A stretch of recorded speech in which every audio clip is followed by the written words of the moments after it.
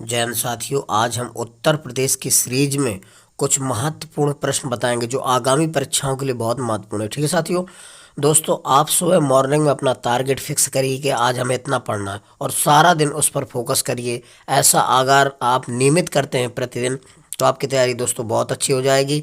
और दोस्तों, एक खास बात याद रखें, आपको रिवीजन प्रैक्टिस ज़्यादा करना है। किसी भी कोई भी एग्जाम देना है तो सिलेबस को आप 3-4 बार रिवाइज कर डालिए अच्छी तरह से। ठीक है दोस्तों, आपका एग्जाम हर हाल में फाइट होगा। ठीक है दोस्तों, इसीलिए हम कहते हैं कुछ कर दिखाओ ऐसा कि सब करना चाहें आप जैसा। सिर्फ दोस्तों अपने लक्ष्य पर फोकस करो। जब तक आप लक्ष्य तक नहीं पहुंच जाते, अपने लक्ष्य पर फोकस रखो। डटे रहो, अड़े रहो, खड़े रहो मैदान जंग में, जब तक फतेह ना हो जाए जंग।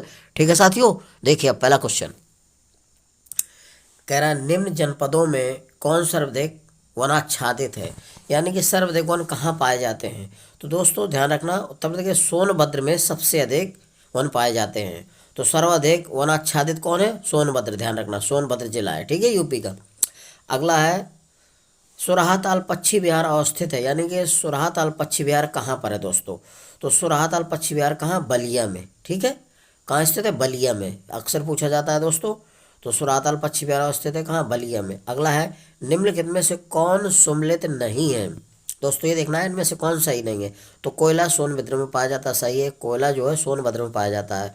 बलुआ पत्थर मिर्जापुर में पाया जाता है, ये भी सही है। सिल्का बालू इलाहाबाद के लिए फेमस, यानी सिल्का बालू इलाहाबाद में पाई जाती है, प्रयागराज में। ठीक है दोस्तों। और यूरेनियम झांसी में नहीं पाया जाता। यूरेनियम दोस्तों ललितपुर में पाया जाता है। तो यूरेनियम की कुछ मात्रा ललितपुर में पाई जाती है, झांसी में नहीं पाई जाती है। तो हमारा कौन सा चौथा विकल्प सही हो जाएगा? ठीक है दोस्तों, तो यूरेनियम कहाँ पाया जाता है? ललितपुर में, झांसी में नहीं। अगला है, बखीरा पक्षी विहार कहाँ स्थित है? तो बखीरा पक्षी विहार दोस्तों कहाँ स्थित है? ध्यान रखना है। तो ये संत कबीर नगर में स्थित है। बखीरा पक्षी विहार कहाँ स्थित है? संत कबीर नगर में। ध्यान रखना, बखीरा पक्षी विहार कहाँ स्थित है? संत कबीर नगर में। उत्तर प्रदेश का सबसे बड़ा वन जीव विहार कौन सा है? तो उत्तर प्रदेश का सबसे बड़ा वन जीव विहार दोस्तों ध्यान रखना, हस्तिनापुर है। ध्यान रखना, उत्तर प्रदेश का सबसे बड़ा वन जीव विहार कहाँ है? हस्तिनापुर में। उत्तर प्रदेश का सबसे बड़ा वन जीव विहार है हस्तिनापुर में। उत्तर प्रदेश में पाए जाने वाले प्रमुख खनिज कौन से हैं? उत्तर प्रदेश में कौन से खनिज पाए जाते हैं? तो दोस्तों उत्तर प्रदेश में ध्यान रखना, मुख्य रूप से रॉक फास्फेट और डोलोमाइट पाए जाते हैं। ध्यान रखना, रॉक फास्फेट और डोलोमाइट पाए जाते हैं, यानी कि सी विकल्प सही हो जाएगा। ठीक है, ध्यान रखना, उत्तर प्रदेश में पाए जाने वाले प्रमुख खनिज कौन है? तो रॉक फास्फेट और डोलोमाइट। ठीक है।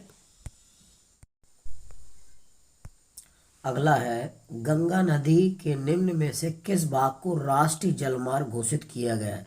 तो गंगा नदी के निम्न में से किस भाग को राष्ट्रीय जल मार्ग घोषित किया गया है? तो दोस्तों इलाहाबाद से हल्दिया तक के मार्ग को राष्ट्रीय जल मार्ग घोषित किया गया है। ध्यान रखना, गंगा नदी के निम्न में से किस भाग को राष्ट्रीय जल मार्ग घोषित किया है? तो इलाहाबाद से हल्दिया तक के मार्ग को राष्ट्रीय जल मार्ग घोषित किया गया। ध्यान रखना, इलाहाबाद से हल्दिया तक। ध्यान रखना, ठीक है, पहला विकल्प सही हो जाएगा। अगला, उत्तर प्रदेश से शुरू होने वाला सबसे लंबा राष्ट्रीय राजमार्ग कौन सा है? तो NH7 है। ध्यान रखना, उत्तर प्रदेश से शुरू होने वाला सबसे लंबा राष्ट्रीय राजमार्ग कौन सा है? NH17। अगर उत्तर प्रदेश का राष्ट्रीय राजमार्ग पूछा जाए सबसे लंबा, तो NH2 हो। ध्यान रखना, उत्तर प्रदेश से शुरू होने वाला अगर पूछा जाए सबसे लंबा कि उत्तर प्रदेश से लेकर कहाँ तक, तो सबसे बड़ा है NH7। और अगर उत्तर प्रदेश का सबसे लंबा राष्ट्रीय राजमार्ग पूछा जाए तो NH2 है। ध्यान रखना। अगला है, ताज अंतर्राष्ट्रीय हवाई अड्डे का निर्माण कहाँ किया गया है या कहाँ किया जा रहा है? तो दोस्तों फिरोजाबाद में। ध्यान रखना, ताज अंतर्राष्ट्रीय हवाई अड्डा कहाँ है? तो समझ लो फिरोजाबाद में पूछा जाएगा। ध्यान रखना, बता देना, ताज अंतर्राष्ट्रीय हवाई अड्डा कहाँ पूछा जाएगा? तो फिरोजाबाद में। ताज अंतर्राष्ट्रीय हवाई अड्डे का निर्माण कहाँ किया जा रहा है, या ताज अंतर्राष्ट्रीय हवाई अड्डा कहाँ है? तो फिरोजाबाद में। ठीक है दोस्तों, ध्यान रखिएगा। अगला है साथियों, यमुना एक्सप्रेसवे किन के बीच है? तो आगरा और ग्रेटर नोएडा के बीच है। ध्यान रखना, यमुना एक्सप्रेसवे किन के बीच है पूछा जाए तो आगरा और ग्रेटर नोएडा के बीच। दूसरा विकल्प सही हो जाएगा। ध्यान रखना, यमुना एक्सप्रेसवे किन के बीच है? कई बार पूछा गया, आगरा और ग्रेटर नोएडा के बीच है। अगला है, निम्न में से किसका प्रयोग राष्ट्रीय जल मार्ग के रूप में किया जा रहा है? किसका प्रयोग राष्ट्रीय जल मार्ग के रूप में किया जा रहा है? तो अभी बताया था दोस्तों, इलाहाबाद एवं हल्दिया तक का जो गंगा राष्ट्रीय जल मार्ग घोषित किया गया है गंगा नदी का, तो वो इलाहाबाद से हल्दिया तक। ठीक है दोस्तों, पहला विकल्प सही हो जाएगा। अगला है लखनऊ योजना संबंधित है किसके विकास से? ये कई बार पूछा गया है। लखनऊ योजना संबंधित है किसके विकास से? तो सड़कों के विकास से संबंधित है, ध्यान रखना। लखनऊ योजना संबंधित है किसके विकास से? सड़कों के विकास से। लखनऊ योजना संबंधित है किसके विकास से? सड़कों के विकास से, ध्यान रखिएगा। ठीक है दोस्तों। अगला है राष्ट्रीय वन नीति के अनुसार देश के कुल भौगोलिक क्षेत्रफल के कितने भाग पर वन होनी चाहिए? तो दोस्तों ध्यान रखना, राष्ट्रीय वन नीति के अनुसार देश के कुल भौगोलिक क्षेत्रफल में 1/3 भाग पर वन होनी चाहिए। कितने? 1/3, यानी कि 33% लगभग, ध्यान रखना।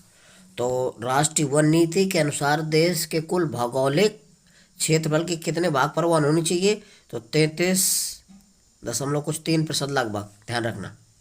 ठीक है दोस्तों, तो लगभग 1/3 भाग पर वन होना चाहिए। ठीक है, राष्ट्रीय वन नीति के अनुसार देश के कुल भौगोलिक क्षेत्रफल में कितने भाग पर वन होनी चाहिए? तो 1/3 भाग, या 33% में लिखा होगा, ध्यान रखना, 33.3%। ठीक है दोस्तों, ध्यान रखना। अगला है राज्य में एस्बेस्टस पाया जाता है। तो दोस्तों ये मिर्जापुर में पाया जाता है। कहाँ पाया जाता है? मिर्जापुर में। ठीक है, राज्य में एस्बेस्टस कहाँ पाया जाता है? मिर्जापुर में। प्रदेश में सर्वप्रथम 1957 में किस वन जीव विहार की स्थापना की गई थी? तो दोस्तों 1957 में चंद्रप्रभा वन जीव विहार की स्थापना की गई थी। चंद्रप्रभा वन जीव विहार, ये कहाँ पड़ता है? चंदौली में, ध्यान रखना। ये पूछा जाता है कि चंद्रप्रभा वन जीव विहार कहाँ? तो चंदौली में पड़ता है, और इसकी स्थापना 1957 में की गई थी, ध्यान रखना।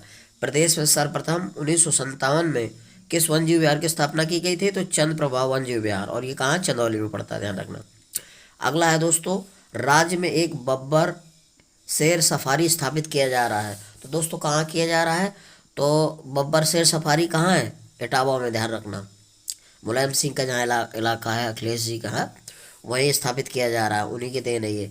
तो राज्य में एक बब्बर शेर सफारी कहाँ स्थापित किया गया है? तो इटावा में। ये दोस्तों जो बब्बर सफारी है, शेर सफारी, बब्बर शेर सफारी है, ईसाई शेरों के लिए फेमस है, ध्यान रखना। कहाँ? यहाँ पर किनको रखा गया है?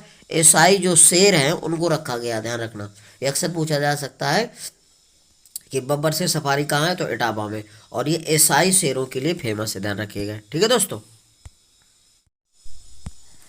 अगला है साथियों, द ऑपरेशन ग्रीन परियोजना का उत्तर प्रदेश में शुभारंभ हुआ था। यानी कि द ऑपरेशन ग्रीन परियोजना जो है कब शुरू की गई थी दोस्तों? इसका मतलब ये, तो 2001 में शुरू की थी, ध्यान रखना। 2001 में द ऑपरेशन ग्रीन परियोजना का शुभारंभ हुआ था उत्तर प्रदेश में, ध्यान रखना।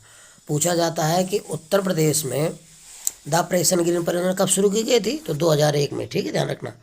अगला है राष्ट्रीय उद्यान दुधवा खीरी लखीमपुर को बाघ परियोजना में कब शामिल किया गया था? दोस्तों दुधवा जो राष्ट्रीय परियोजना है, पार्क है, तो लखीमपुर खीरी में है। को बाघ परियोजना को कब और कब सम्मिलित किया गया था? ये है तो लखीमपुर में, खीरी लखीमपुर में, ध्यान रखना। लेकिन ये इसको कब सम्मिलित किया गया था? तो दोस्तों इसको 1987-88 में सम्मिलित किया गया था। इस परियोजना को बाघ परियोजना में कब शामिल किया गया था? राष्ट्रीय उद्यान दुधवा पार्क को, तो ये 1987-88 में शामिल की गई थी बाघ परियोजना को, ध्यान रखना। सन पूछा जाता है कि ये पूछा जाता है दुधवा नेशनल राष्ट्रीय पार्क कहाँ है? तो खीरी लखीमपुर में। और इसको कब शामिल किया गया था बाघ परियोजना में? तो 1987-88 में, ध्यान रखिएगा। ठीक है। अगला है निम्न वृक्षों में दोस्तों निम्न वृक्षों में से कौन सा वृक्ष पर्यावरणीय संकट उत्पन्न करता है? तो दोस्तों यूकेलिप्टस, ध्यान रखना।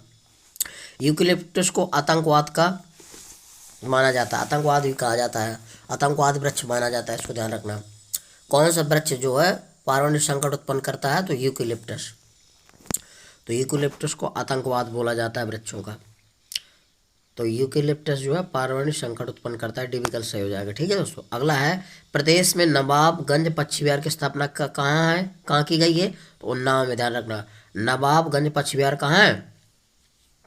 उन्नाव में। अब दोस्तों इसका नाम बदल दिया गया है, शहीद भगत सिंह रख दिया गया है। ठीक है, ध्यान रखना। प्रदेश में नवाबगंज पक्षी विहार की स्थापना कहाँ की गई थी? उन्नाव में है। नवाब पक्षी विहार कहाँ है? उन्नाव में, ध्यान रखना। अब प्रदेश में सर्वप्रथम किस पक्षी विहार की स्थापना की गई थी? तो प्रदेश में सबसे पहले ध्यान रखना नवाबगंज पक्षी विहार की स्थापना की गई थी उन्नाव में। उत्तर प्रदेश में सर्वप्रथम किस पक्षी विहार की स्थापना की गई थी? तो नवाबगंज पक्षी विहार की स्थापना की गई थी। ध्यान रखना, बी विकल्प सही हो जाएगा। अगला है प्रदेश का सर्वाधिक विस्तृत पक्षी विहार कौन सा है?